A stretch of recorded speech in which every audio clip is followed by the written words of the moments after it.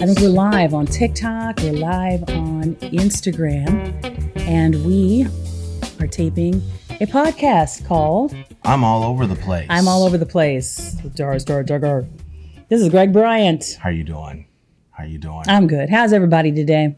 Hope you guys are doing all right today. We thought we'd do something a little bit different with the podcast.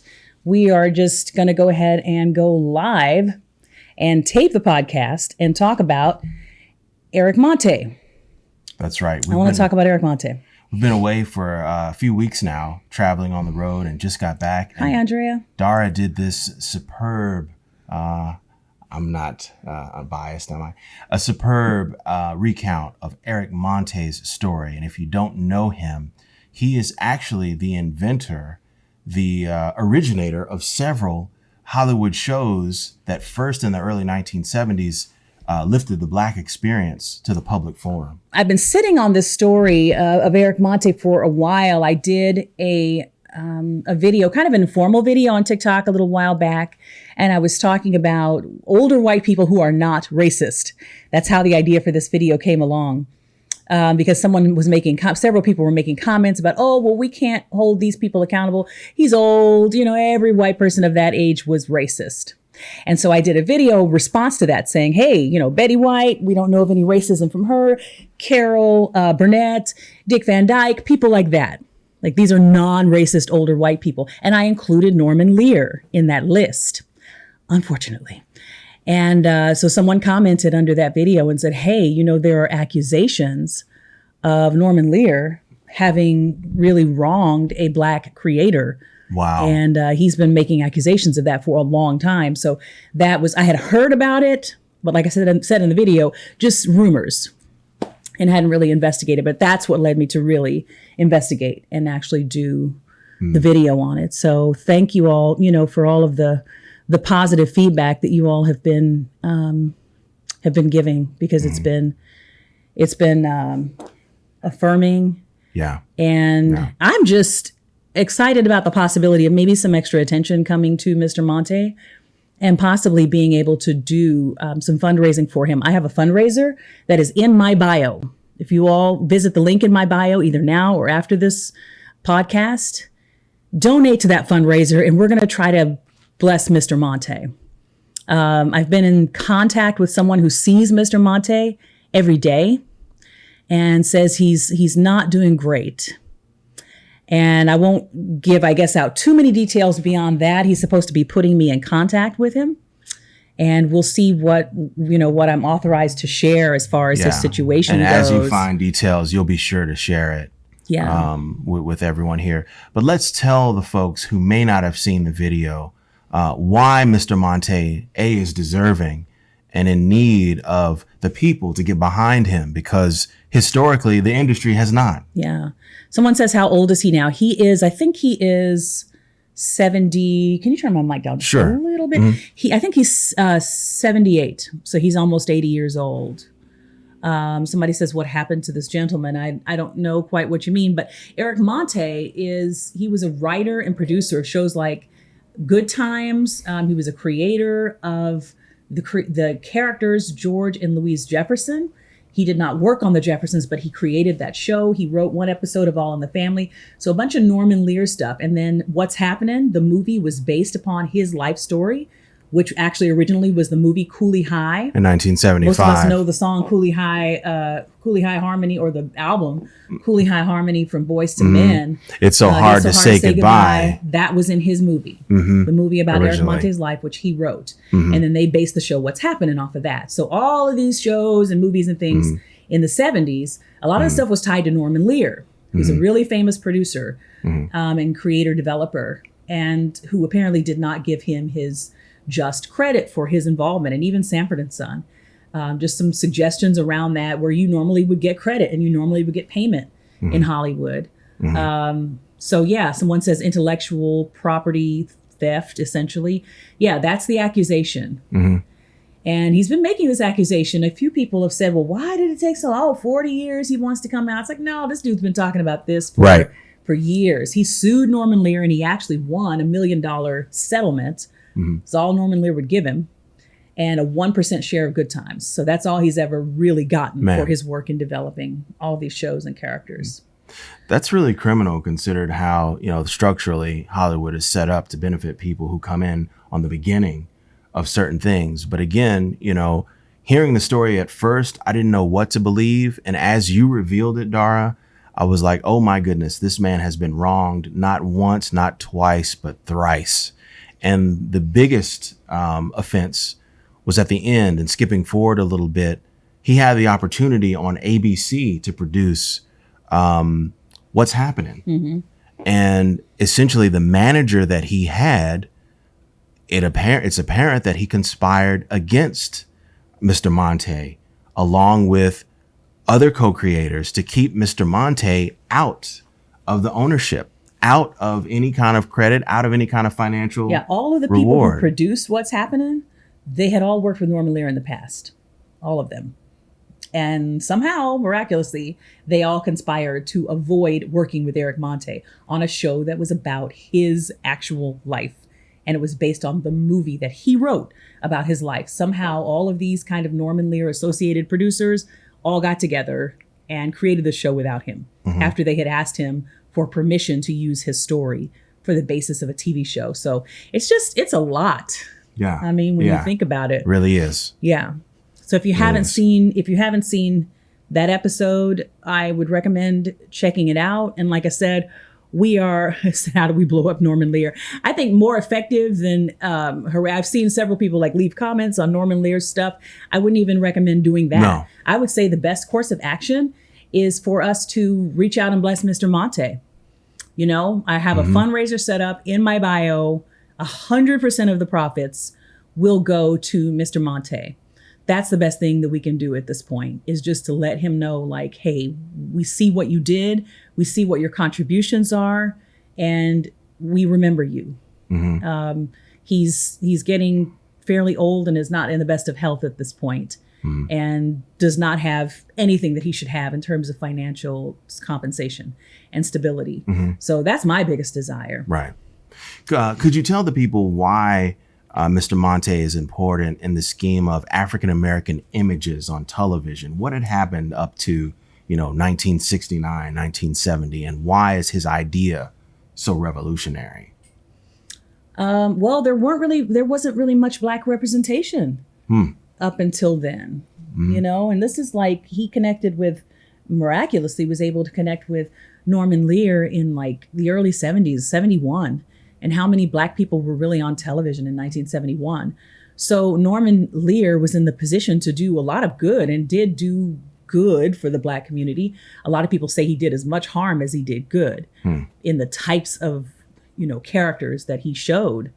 But yeah, it was a revolutionary time. Yeah. And suddenly Black voices were able to be heard, but they kind of had to go through this filter of white creators.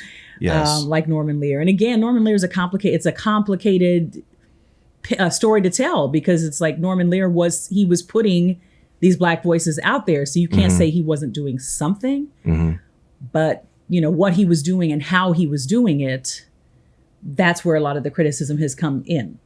Norman Lear has been heavily criticized for presenting minstrel-like characters, meaning a lot of the, Mantan, step and fetch it, hearkening back to some not favorable representations of Black people in history. So he's been heavily accused of doing as much harm as he did good to the Black community. And yes, somebody's saying Norman Lear, what he did to John Avery was wrong. John Avery was the dad on Good Times, and he ended up John being Amos. John Amos was the dad on Good Times.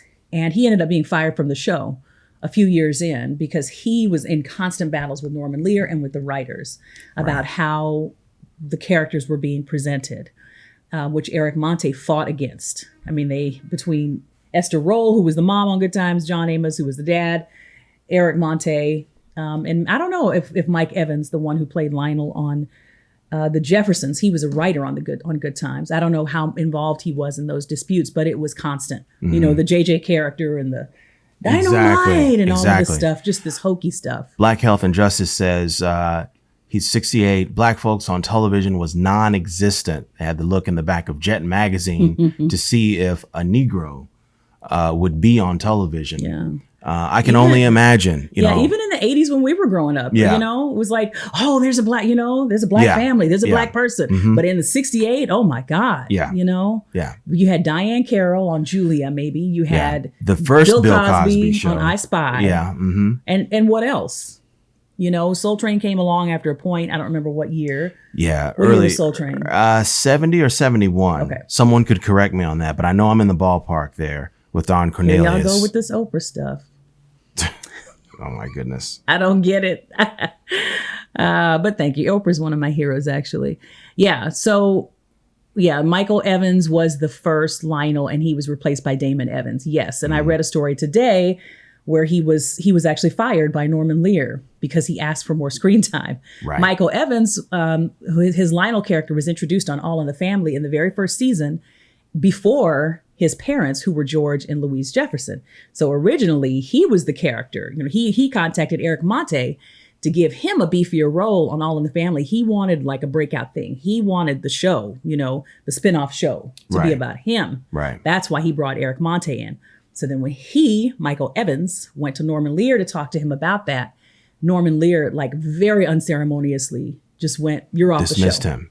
At You're the off the same show. year, he had an advice for Norman Lear to say Red Fox would be great to star in your adaptation of the English sitcom Steptoe and Son. That was also dismissed at the same time.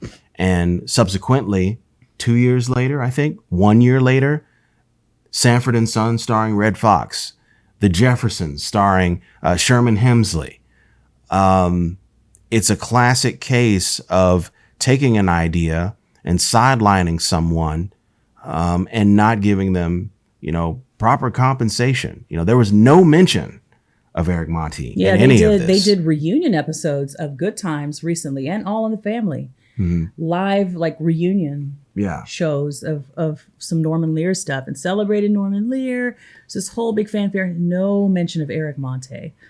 No mention of him. And they've done reunion stuff, of course, with the cast on shows like Steve Harvey, and Oprah has interviewed Norman Lear. No, at no point have they really even talked about him as being influential in any of this Right. up to this point. And as you pointed out, and folks, if you haven't seen it yet, go on Dara's page to view the full video on Instagram. You can see it as a 3-part series. Her breakdown on Eric Monte on TikTok, it's in 3 parts. But as you conclude, I believe part 3, you know, you talk about the fact that maybe part 2, he tried it in court. He really went, he tried to go after Norman Lear in the right way, legalistically, with the help of lawyers. But no one in Hollywood, no one in Los Angeles of reputation would take the case. Yeah, it was just a total, like I said, lawyer. It was almost like a strategic thing. These producers that knew Norman Lear, they conspired to shut Eric Monte out of telling his own story on what's happening. And then he tried to go and sue over all these shows. No lawyer would take the case. Not one lawyer would take it on, even though he had the evidence. And he took a settlement, you told us? Norman Lear offered him $1 million, 1% of Good Times. And then he said, okay, well, I'm doing a deal with Norman Lear, a settlement with Norman Lear alone. That was his understanding. And then it comes down and it's like, oh, no, you're settling with ABC, CBS, Toy Production, all these companies that have done you wrong. They are all jointly offering you $1 million, and that's it. And you can't come back and sue after this. So it's like statute of limitations was up by that point, and he had to just take it. Yeah. And go. It's a really sad story. And unfortunately, I can't say that he has particularly won out in the end. His life sort of descended downhill. I think he wrote like a one-off episode of Moesha in the 90s. He wrote one episode of another show that I'm not remembering. But the Wayans brothers. Yeah. But other than Sean that, and Marlon. Other than that, he really didn't get much work.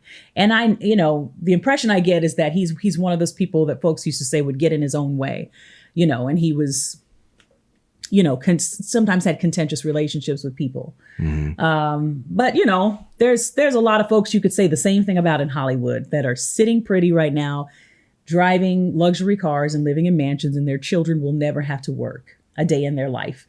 and he dealt with some drug issues too later on, down the road. But again, that's, is that new in Hollywood? No, it's a dream deferred. And that's why, it takes the community to lift him up, as you have lifted him up with your episode of The Breakdown. And surprisingly, very many people are fired up about this, as you are. Yeah. Somebody says something about, kind of sounds like Monique. That's an interesting parallel. Interesting. Yeah. That's an interesting parallel. Yeah. It's like, if you don't have a connection to the wheels of power and to the inner workings of power, and that power structure exists, as its own, just a good old boys club is really outside what it is. of you, you don't have a chance to break through. It's a definite symptom of the industry, which is why, again, what you've done for folks who have just joined, you set up a GoFundMe for Eric, and you've been in touch with, tell him again, I'm sorry. You have a contact that reached out to you that knows Eric. Out to me that knows Eric daily. Monte. Yeah. And sees him daily. Yeah. So he sees him every day, kind of checks in on him, it sounds like. And we're just going to do what we can to bless him. I don't know what more we can do. Right. But those of you who were touched by his story, if you contribute to that fundraiser that I have set up, 100% of that will go to him. Will go to Eric Monte. Our heart can go out to him and we can talk about, how wronged he was and all of this stuff. But it's like, what are we doing? He's still alive. What are we materially doing to try to make an impact on this man's life? Let's figure out what can be done, even in some small way. Exactly. Yeah. I'm not saying he's the same as most. Somebody's in there arguing about whether he should be compared to Monique. It's kind of apples and oranges, really. The Monique situation is really an interesting one too. She might even be someone to talk about at some point. Sure. Yeah.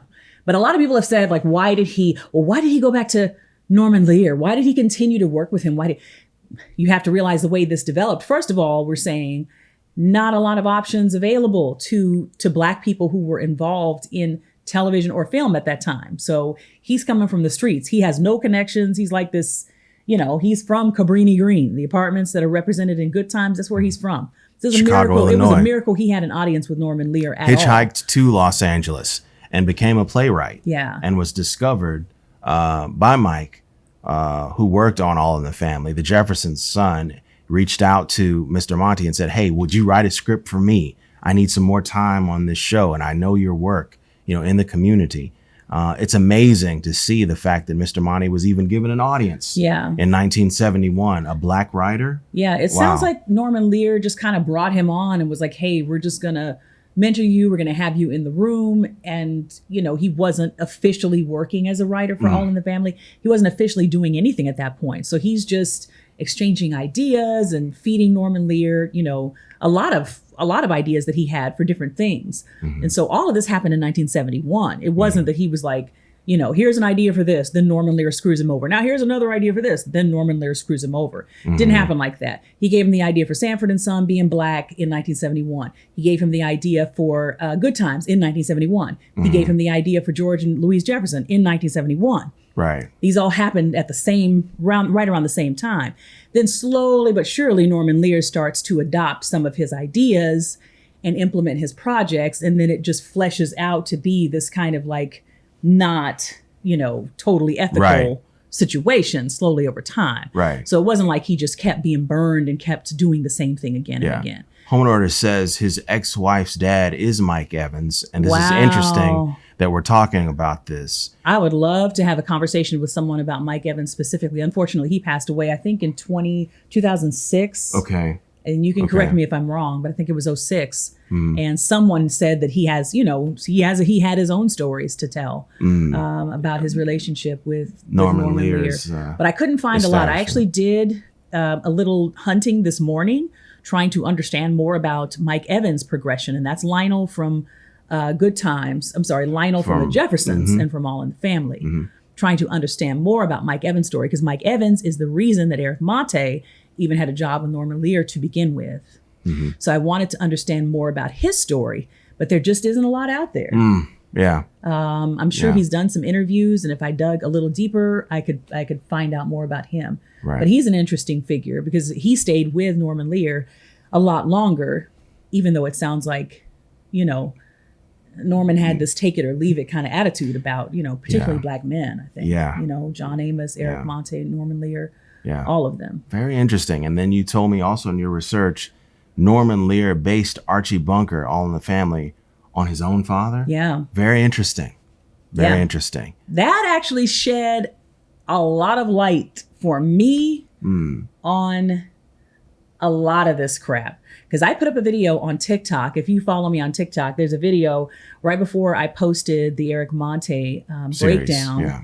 There's a video that I put up with an interview with Norman Lear, where an interviewer just, somebody's calling themselves Clint Huxtable, must be a Cosby Show fan. Someone posted an interview where an interviewer asks Norman Lear weirdly, strangely, inexplicably what his opinion was. And this was right at the height of the Cosby stuff that was happening when Cosby was first experiencing his fall from grace. So probably around 2017 or whatever.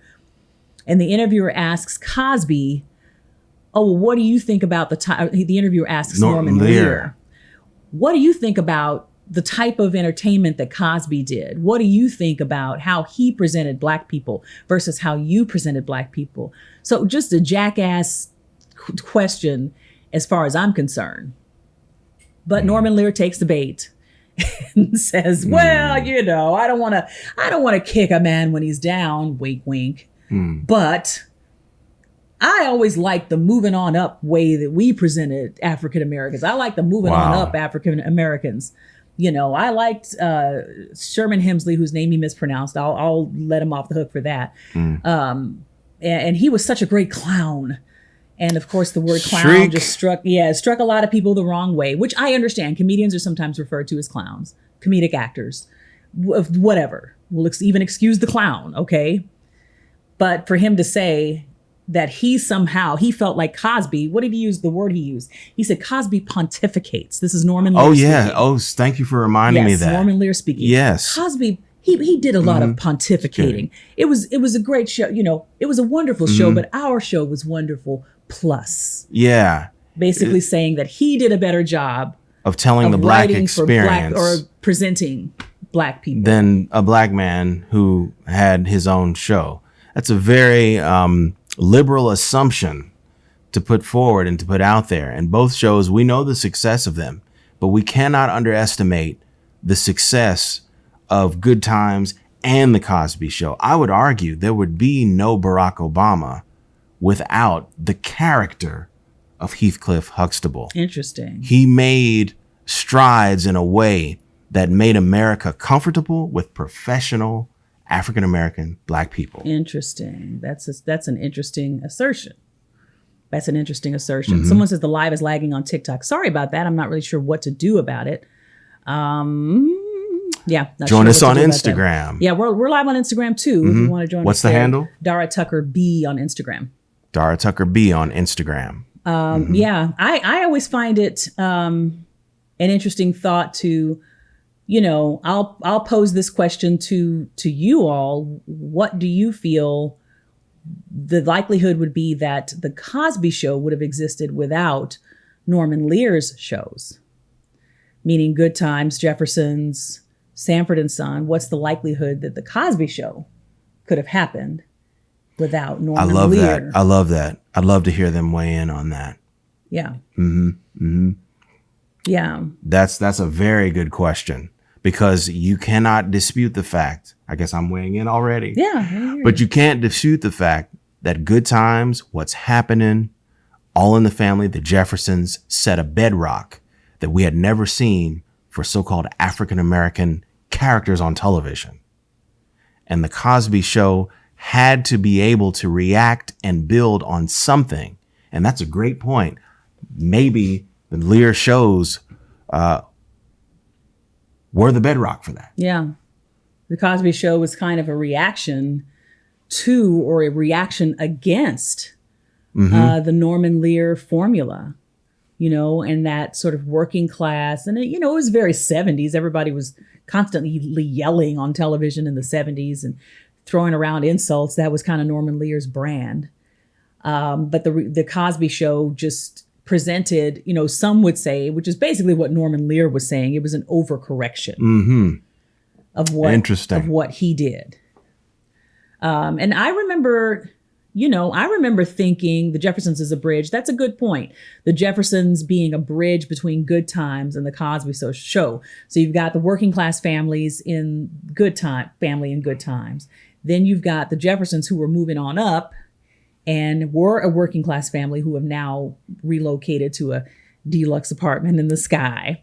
And then, with Cosby Show, you have the family who was solidly like upper middle class and has never really known that working class life. Right. Someone asks Different Strokes. Was Lear involved with that? No. Okay.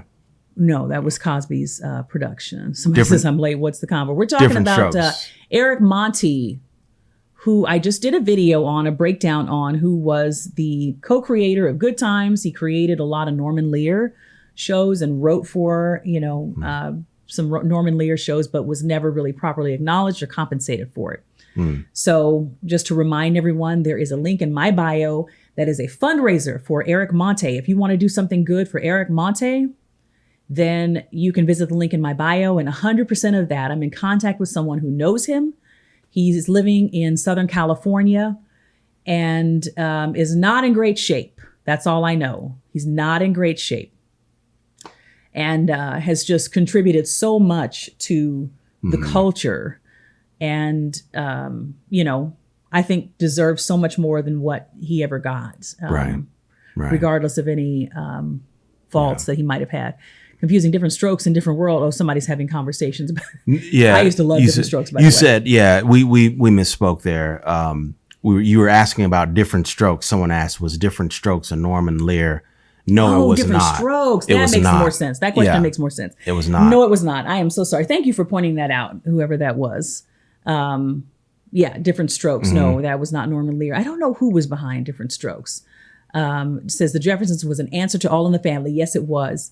Yeah, George Jefferson was almost like the Black Archie Bunker. He was just, hey, here's this energy. We're going to counter it with this other energy. Right. It was the 70s. The 70s was such an interesting time for race relations in that my perception of the 70s is, and this is just me, my perception of the 70s is that they were just things were so ugly and they had gotten so ugly with the civil rights movement and people being assassinated and just, all of the civil unrest that happened in the 60s by the 70s.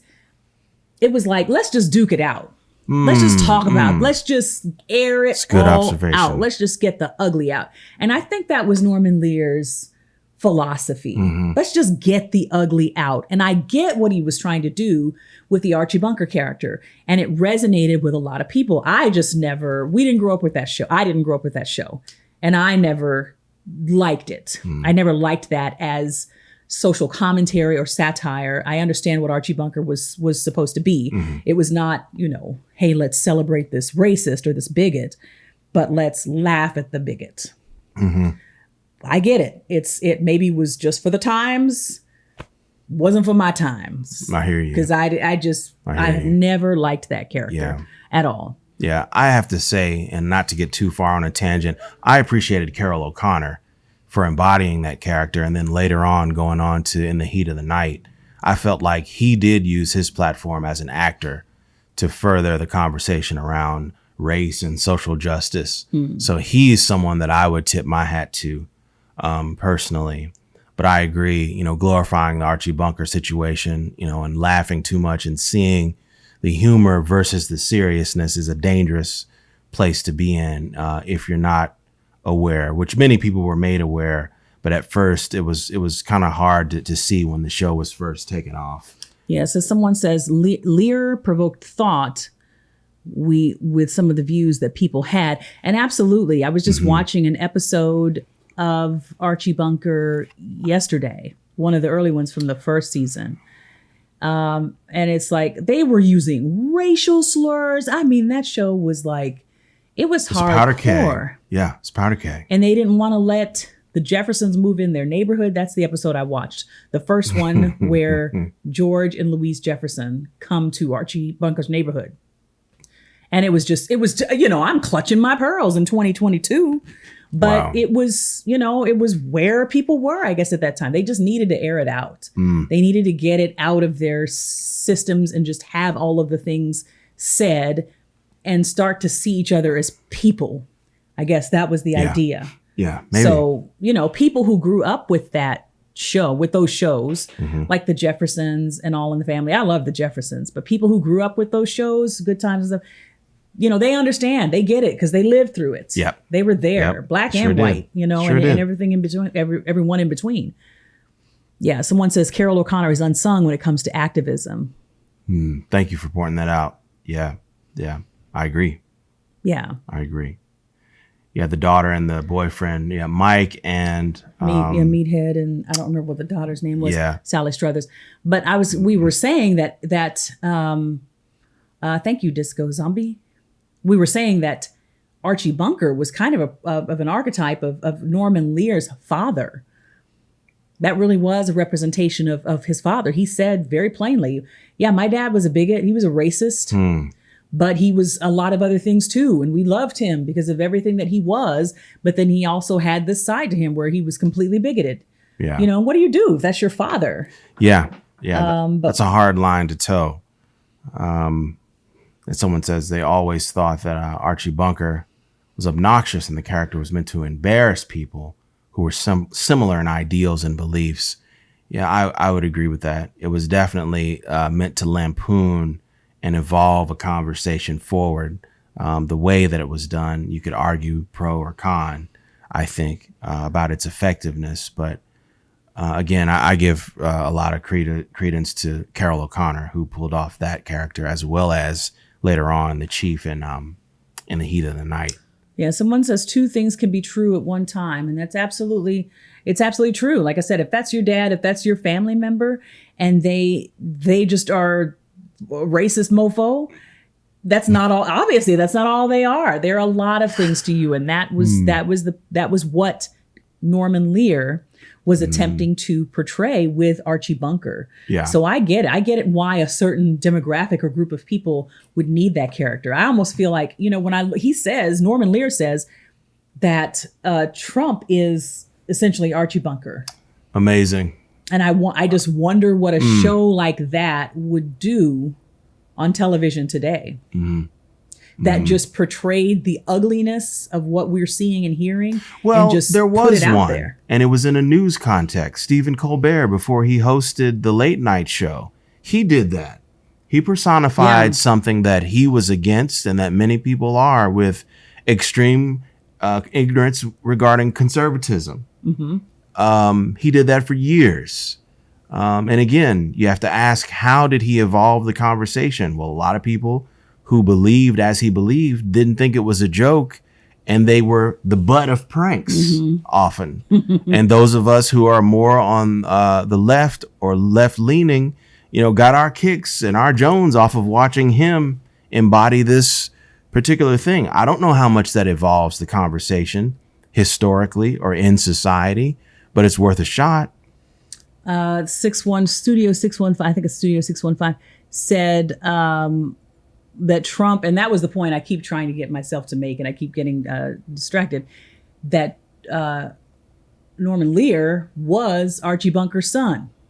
Interesting. Think about that. He was Mike. He was Mike. Meathead. Meathead was the son-in-law, but yeah. He, in my estimation, listening to that interview, like I said, that I posted before I posted the Eric Monte videos. If you haven't seen that one, I would recommend checking out that Norman Lear interview that I posted on TikTok. But he, to hear the way he responded to that question about how he portrayed black people versus how Bill Cosby portrayed black people, there was a little Archie Bunker in there to me. Yeah. There was some Archie Bunker there, and it made me uncomfortable. I was like, I don't like this. I don't like this. Yeah, I'll agree. Yeah, someone says Trump is worse than Archie Bunker. Archie Bunker wasn't an opportunist. Yeah, Archie Bunker was just kind of sitting around in his living room being the a-hole that he was, rather than actually taking people down the path with him. Indeed. DJ Jazzy Joyce has joined. Right on, sister. Thank you. Thank you for what you do. Seems many had the opposite goal, because Trump supporters seem far angrier. Okay, the comments are going by a little bit fast. Yeah, I don't know how, what I make of Norman Lear. There's a lot of comments on TikTok right now about just kind of what we make of Norman Lear, and a lot of people calling him the Elvis of television and this kind of thing. I don't know what to make of him at this point. In my estimation, I have a better opinion of Elvis at this point than I do of Norman Lear, to be frank. Because you feel like Elvis was a symptom of a machine. Colonel Parker, or whatever his name was, that's the villain. Yeah, I don't feel like Elvis was in control. Elvis was just reflecting his influences, and Colonel Parker and a lot of really sleazy business cats. Yeah, they took that and were like, hey, we got a white guy now that we can put out here and replace kind of what the black people are doing. We can give the young white girls something that they can get excited about. That was very calculated what they did with Elvis. Norman Lear was the one in control. He was the boss. Yeah. Elvis, in my estimation, he wasn't in control. He was just a kid that was singing. Yeah. He didn't go out there trying to necessarily. I would say he's responsible, but he's not the culprit. I think the buck stops at Colonel Parker because Elvis was willing. He was willing. But as you're saying, Norman Lear could have made the earth stop if he said so, but he didn't. And he also cheated Eric Monte out of proper credit, proper financial compensation, proper legacy.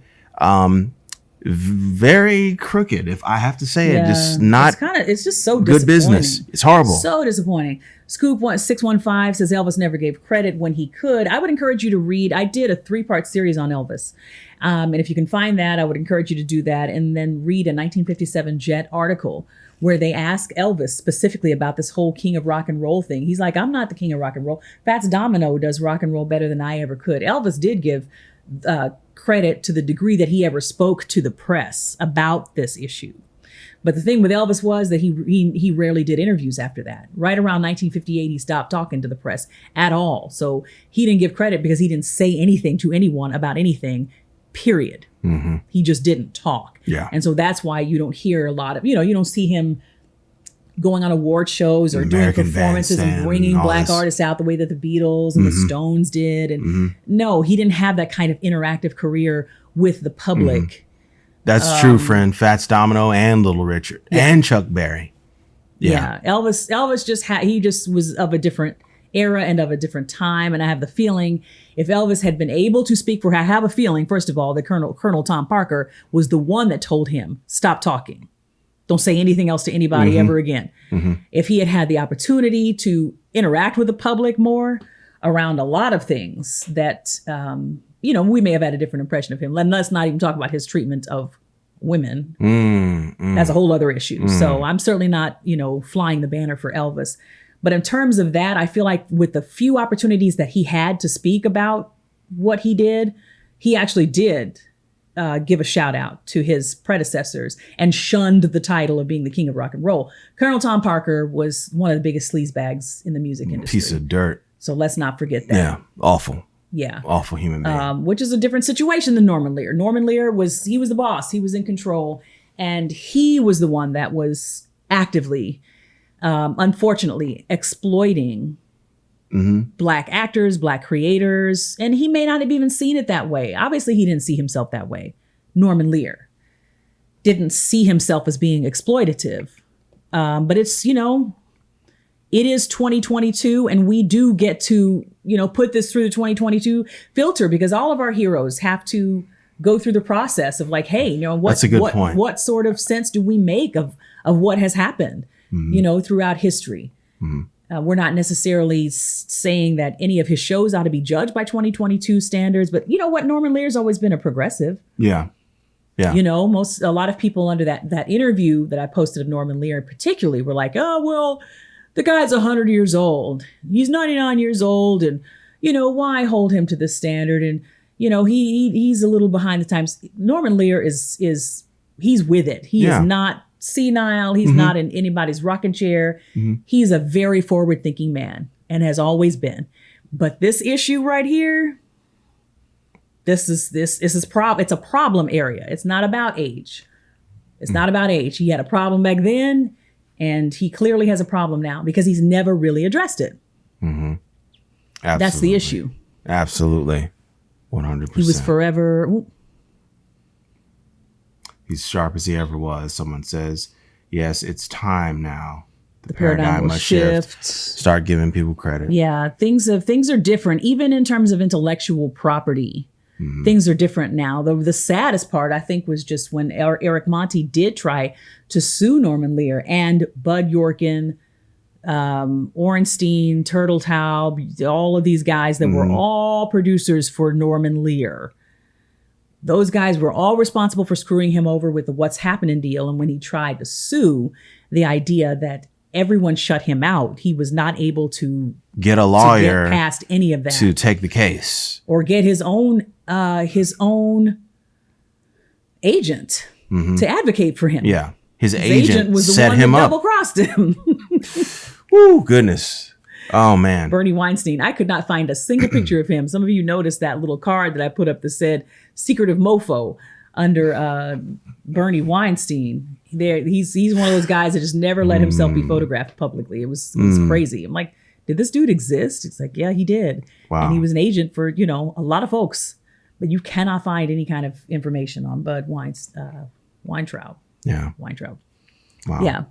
My Elvis video, somebody's asking, that was actually quite a while back. If you go to my TikTok, there are playlists at the top of my channel, and you can kind of scroll through to scroll left through the playlists, and you'll see playlists on music. Music breakdowns is probably where you'll find that Elvis series. A lot of people got mad at that. People on both sides got really irritated with that Elvis thing, but I really did my best to present a balanced view of what happened with Elvis. All these rumors about him being some horrible racist that was like, black people are, can shine my shoes and buy my music. These are rumors that he never said it. He never said it. But there's a lot of mythology around him that he was never able to refute because he was told, do not speak. Very early on in his career, from 58 on, did not speak in the press. So most of what you hear about him is hearsay. But yeah, he was a cultural appropriator. Yeah, absolutely. He was a cultural appropriator. Who was probably as unsophisticated as anyone. Yeah, he was complicit, but again, Colonel Parker is the culprit here. But in doing this, Dara, I want to get you to speak to the fact of your personal initiative. There's a bigger thing here that I'm so sorry, Greg. Go ahead. The Elvis thing is on TikTok, and it was a few months ago. So if you scroll back, scroll, at that time, I don't think I was actually putting the title thing in the whatever. So it might be hard to find on Instagram, but it's on Instagram. Yeah. No, I just wanted you to speak to, again, there's a bigger issue here, and you're feeling a certain, tugging on you, not to get justice for someone, but to be a part of the advocacy. We didn't have social media in the 70s and the 80s and the 90s, but through these platforms now, it's not about tearing someone down. It's about being able to level justice for someone who has been lost, has been locked out. Can you speak to that and the need for that and your personal, vision for doing this type of breakdown? Yeah, this type of breakdown, I feel like there is a further responsibility that I, as a creator, have. Okay, I do need to speak to that because I have put a fundraiser out there for Eric Monte. And if you want to find the fundraiser, you can click the link in my bio. It's going to take you right to it. The GoFundMe for Eric Monte, who is living in Southern California and is not in good shape and has nothing of any material value at this point in his life. He's getting, to be almost 80 now. So if you want to donate to Eric Monte's fundraiser, find that at the link in my bio. But yeah, I think, that's a good question, Greg. It's like when I can do informational videos on this and that, and hey, did you know this, and blah, blah, blah. I love uncovering hidden history, especially where music or film, television, whatever are concerned. But then when you get to this type of presentation, where it really is about the exploitation of someone who found himself in a situation of being powerless and has never recovered from that state of powerlessness, and the people, the specifically the person, Norman Lear, who rendered him powerless, even if it wasn't through any I don't know that Norman Lear was sitting in a back room rubbing his hands together and like, how can I hurt Eric Monte? No. It wasn't that serious to him. He just flippantly kind of, excommunicated the guy because he was difficult to deal with. But doesn't mean he didn't contribute what he contributed. So when I cover a subject like this, I do feel a deeper responsibility, especially when I find out, because I couldn't find anything about where he was. Mm-hmm. And then once I put it out there, then people started to reach out and started to say, hey, a couple of people, hey, I actually know him. He was a mentor of mine, or I know where he lives and I know where he's being housed right now. And he's not in good shape. Mm. It's like, to me, for me to just to relax in the clicks and the likes and the comments and the views, and then go on about my merry way and not actually offer to do anything substantive. Like, what kind of a human being would I be? What kind of a human being would most of us be to just be like, ooh, that's crazy, scroll, scroll, scroll. And we're not questioning ourselves in terms of what we can do to put some muscle behind all of this empathy that we have for this man. Like, wouldn't take a lot. It does not take a lot for us to make a difference in this man's life. So I'm going to do a video right after I finish with the live. I'm going to do a video basically just letting people know that this fundraiser is out there. I'm going to ask you guys to share with as many people as you possibly can. Let people know the fundraiser's out there, and let's make a difference for this guy. He's not just, it's not just a story to kind of, be entertained by and keep scrolling. Like, this man is here. He's with us. Yeah. And we can do something real to actually let him know, like, hey, dude, we see you and we see what you did. And, regardless of whatever your history has been, like, we want to dap you in our own way. Absolutely. Absolutely. Yeah. Man. Well, man, this has definitely been the front of a super, super busy week. I'm so glad that folks have reached out and, dapped you, because, you do deserve some attention. You do deserve some kudos for telling that story like you did.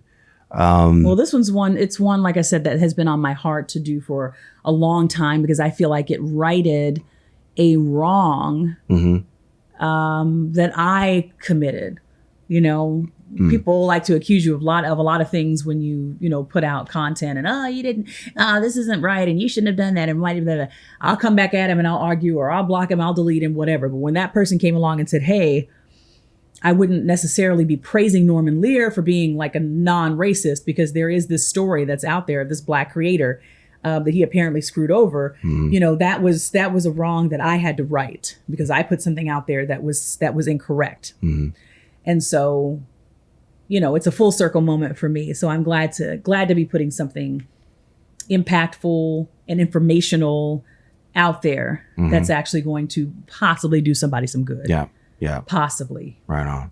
Y'all don't go crash Norman Lear's Instagram. Don't do that. That's all I have to say. That will not do any good. Let's donate to Eric Monte's fundraiser. 100% of the funds that I receive for Eric Monte will go to Eric Monte. And let's leave Norman Lear's old behind alone. I still don't know, I guess, kind of coming into the home stretch of it, I don't know what I make of Norman Lear's legacy at this point. Thank you, Carl Testa. Looks like he donated to the fundraiser. Feel like we're doing a telethon or something. What I would make of Norman Lear's legacy at this point? That's kind of my final question, is like, now what happens in terms of my perception? I know for a lot of people, it's just like, that's it. Yeah. I got no further use for Norman Lear. I was never like a huge Norman Lear fan to begin with, because it always seemed very odd to me, the idea that he could be responsible, as I said in the video, for all these shows. I just kind of never bought it at a fundamental level. I knew that there was more to it than that. Right. And I was not the biggest fan of like his biggest show, which was All in the Family. It was never my kind of thing. Right. Right. But what I make of his legacy at this point, I don't know. It's like, he did the good that he did will stand. I feel like this needs to be entered into the record. This needs to be a part of Norman Lear's permanent record. That's how I feel. Put it in his permanent record. he is not an unquestioned success. He is not an unquestioned hero. There is an asterisk by his name for all eternity. There will be an asterisk by his name because of what he did to Eric Monte and others, not just Eric Monte. Yeah. John Amos and Michael Evans and even Esther Roll ended up leaving the show because she did not like the way that Lear and his writers were depicting Black people and allowing particularly the JJ character to just take over and make it into something very clownish and minstrel-like. Mm-hmm. So yeah, he will always, I'm always going to be turning my nose up at him. I understand. Well, again, thank you for being who you are, and thank all of you out there for supporting Dara Star Tucker, and also for supporting Eric Monte. We'll keep you posted on how it's going.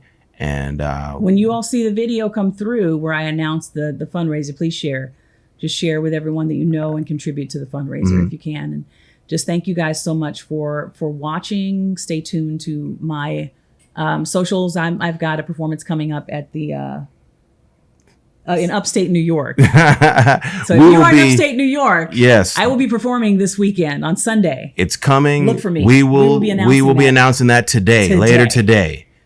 Certain jazz festival will feature Dara Tucker among its offerings. We're really excited about this. Later today, we will be announcing that. But again, give all your socials just in case. Yeah, people... Dara Tucker B on Instagram. I mean, you can click on my profile and find me anywhere. Dara Tucker B on Instagram.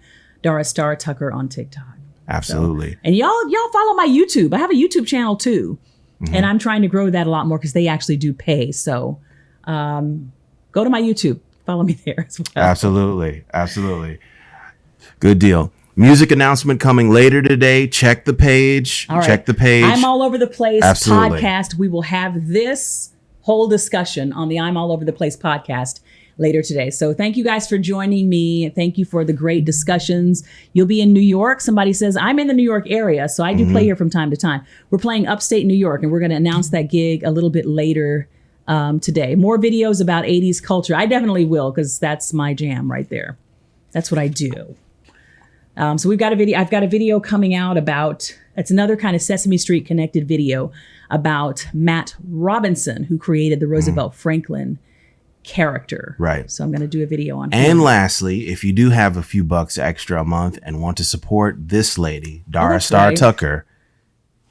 I have a Patreon. I started a Patreon, you guys. All this stuff is in my bio. If you go to my bio, just scroll through it, see what you like, see what you want to support. I am most appreciative. And with any creators that you love, see what they're doing. See what they have going on. Don't just appreciate the video and scroll by. Pick maybe 5 creators. And be like, hey, I'm going to support this person. I'm going to figure out, if I can just throw them a little something, tip them, Venmo, Cash App, Patreon, whatever, or come to their shows, whatever it is. Absolutely. So. I'm all over the place with Dara Star Tucker. I'm Greg Bryant. We'll be in Saratoga Springs, New York. So I don't know how close that is to Broome City and Ithaca. So that's the area we'll be in this weekend. FYI. But we will be announcing that a little later today. All right. This is Greg Bryant. I'm Dara Star Tucker. Thank you guys for joining us. And we're going to be really fumbly bumbly trying to get off of these lives now. But thanks for joining us.